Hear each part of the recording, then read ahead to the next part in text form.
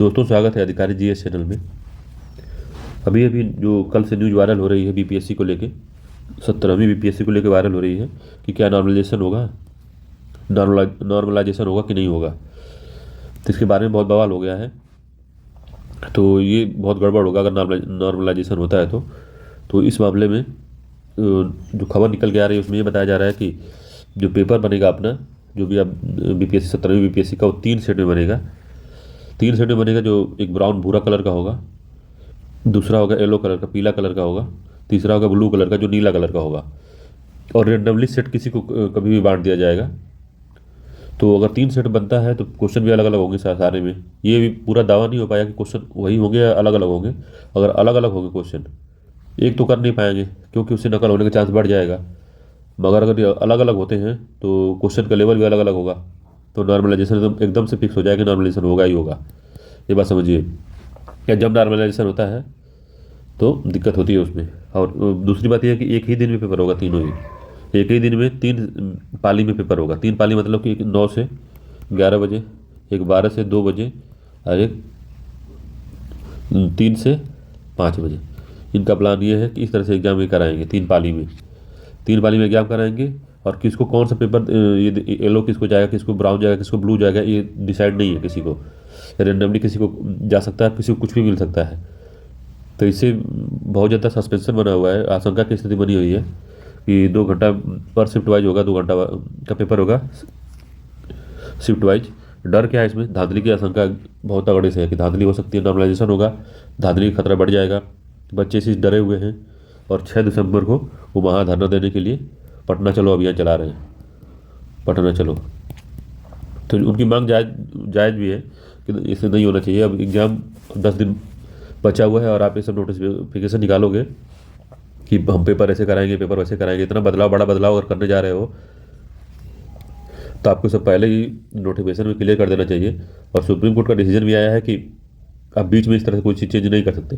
तो लगातार सब लोग चेंज करते जा रहे हैं, मनमानी एकदम से किए जा रहे हैं। अब नॉर्मलाइजेशन पर जो एक्सपर्ट की क्या राय है, आगे देखिए इसी वीडियो में कि कैसे कैसे, क्या क्या डर है, क्या क्या दिक्कतें हैं, तो आपको समझ में आएगा। की जा रही है वो 3 क्वेश्चन पेपर की बात की जा रही है। पहले क्या होता था, अभी जैसे 13 दिसंबर को एग्जाम होना है, पहले तो ये कंफर्म हो गया कि एग्जाम 13 दिसंबर को है। ओके। एग्जाम का टाइमिंग 12 पीएम से 2 पीएम तक होगा। दूसरा जो है कि पहले एक ही क्वेश्चन पेपर आता था और सारे बच्चे सॉल्व करते थे। क्वेश्चन हार्ड है तो सबके लिए हार्ड है, आसान है तो सबके लिए आसान। लेकिन अब से आप यहाँ देखेंगे तो 3 सेट होगा।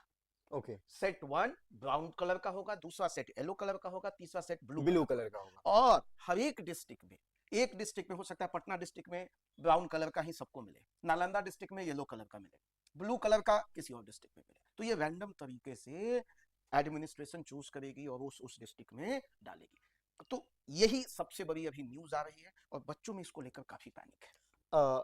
सर, जैसे आपने बताया अभी इस नोटिफिकेशन, तो आपको क्या लगता है कि ये जो नोटिफिकेशन आया है वो स्टूडेंट्स को लेकर उनके हक में आया है या फिर कैसा है? देखिए, स्टूडेंट के हक में तो कहीं से नहीं है।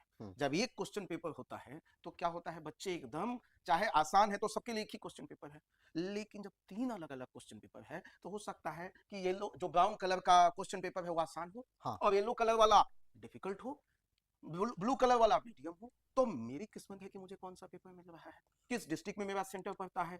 तो ये सारा गेम किस्मत और बीपीएससी के हाथ में। और बच्चों को भी बहुत मिसट्रस्ट है कि इसके आड़ में कहीं कुछ धांधली तो नहीं हो जाएगा। हाँ। तो मुझे तो कहीं से भी बीपीएससी के बच्चों के हक में दिखता नहीं लग रहा। कहीं सर, जैसे अभी दिल्ली से लेकर प्रयागराज में जो प्रोटेस्ट चल रहा है स्टूडेंट का नॉर्मलाइजेशन को लेकर स्टेट में, तो कहीं ये उसकी शुरुआत तो नहीं हो रही? मुझे तो लगता है क्योंकि जो 3 अलग अलग पेपर किया है तो नॉर्मलाइजेशन को उनको लाना ही होगा। और उसमें मुझे लगता है कि ये बच्चों के हक में एकदम नहीं है। नॉर्मलाइजेशन कहीं से भी बच्चों के हक में नहीं है। और यहाँ से बच्चे, मुझे लगता है कि वो, यदि नॉर्मलाइजेशन की बात होती है तो बच्चे प्रोटेस्ट की ओर मूव करेंगे, ऐसा मुझे लगता है। लेकिन सबसे बड़ी बात, मैं दुखी इस बात से हूँ बच्चों के लिए कि उनका एग्जाम का जो लय बन गया था, मोमेंटम बन गया था, उसमें वो काफी डिस्टर्ब हो गए। राइट, मैं यही आपसे पूछने वाला था कि ऐसी सिचुएशन में स्टूडेंट्स अब तरह तरह के कयास लगा रहे हैं कि अब क्या होगा, तो कहीं ना कहीं एक मेंटली या साइकोलॉजिकली इम्पैक्ट करता है कि आप एग्जाम एकदम देने के टाइम पे ही, है ना, वो सारी चीजें आ जाए तो वो एक समझ नहीं आता कि अब कैसे, जैसे होता है ना कि अचानक से कोई मोड़ आ जाए तो नया नया ड्राइवर को समझ नहीं आएगा कि अब क्या करना है।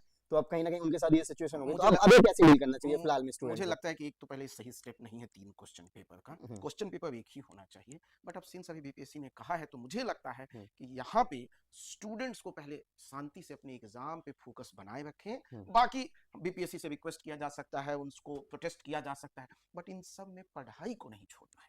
क्योंकि यदि पढ़ाई कहीं से डिस्टर्ब हो गया तो आप चाहे किसी भी फॉर्म में, मान लें सिंगल ही पेपर दे दे, तो आप उसमें भी दिक्कत में आ जाएंगे। तो एग्जाम में पढ़ाई को नहीं छोड़ना है, बाकी सब चीजें चलती रहेंगी, बट शांति से एग्जाम में।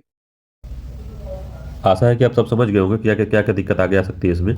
बहुत परेशानियाँ हो सकती हैं क्योंकि जो लड़के जेन्युइन मेहनत कर रहे हैं, अगर उनको आसान पेपर मिल गया तो उनका कट ऑफ ज़्यादा चला जाएगा। अगर एक पेपर रहता था, पहले एक पेपर होता था तो या तो टफ हो तो सबके लिए टफ होता था, या आसान हो तो सबके लिए आसान होता था, तो उस हिसाब से कट ऑफ क्लियर होती थी। मगर नॉर्मलाइजेशन में बहुत ज़्यादा समस्या हो जाएगी और बहुत लोगों को घाटा हो सकता है, और जो जो योग्य नहीं होंगे उनको फ़ायदा हो सकता है।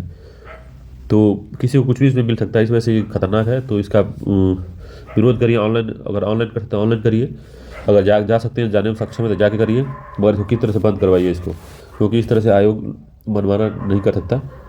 चलिए दोस्तों, इसको किस तरह से रुकवाते हैं, मिल के साथ चलते हैं। धन्यवाद।